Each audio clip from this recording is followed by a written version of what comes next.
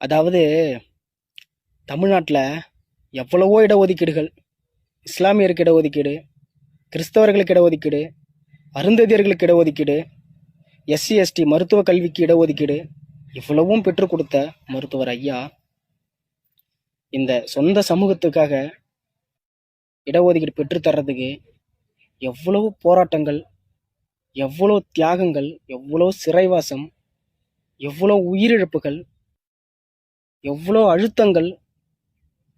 இந்த இடஒதுக்கீடு பெறதுக்கு சாதாரண உழைப்பு இல்லைங்க ஐயா. உங்களுது அவ்வளோ உழைச்சிருக்கீங்க.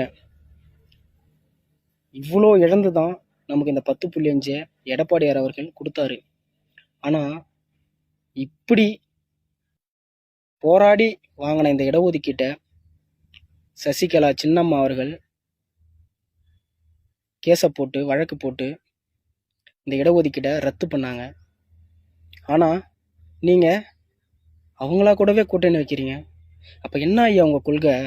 உங்கள் கொள்கைலாம் எங்கே போச்சு? யாரை பழி வாங்க நீங்கள் இப்பேற்பட்ட ஒரு முடிவு எடுத்தீங்க? எதுக்கு?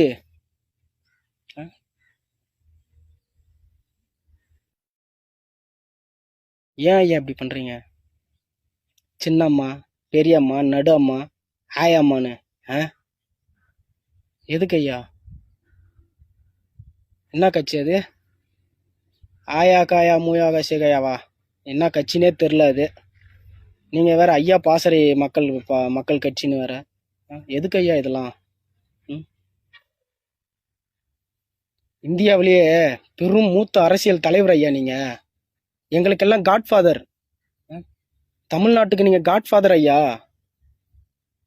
நீங்கள் இப்படி செய்யறது எங்களுக்கு எவ்வளோ வலிக்கும் ஐயா.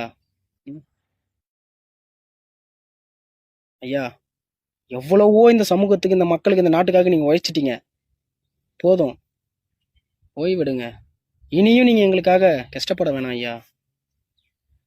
நீங்கள் ரெஸ்ட் எடுங்க ஐயா, ஓய்விடுங்க. அதுதான் ஐயா உங்களுக்கு நல்லது. எப்பயுமே எங்களுக்கு நீங்கள் தான் ஐயா காட்ஃபாதர். நீங்கள் மட்டும்தான் ஐயா காட்ஃபாதர். அரசியல் இதை எல்லாத்தையும் அண்ணன் பார்த்துப்பார் ஐயா. நீங்கள் கவலைப்படவே தேவையில்ல ஐயா.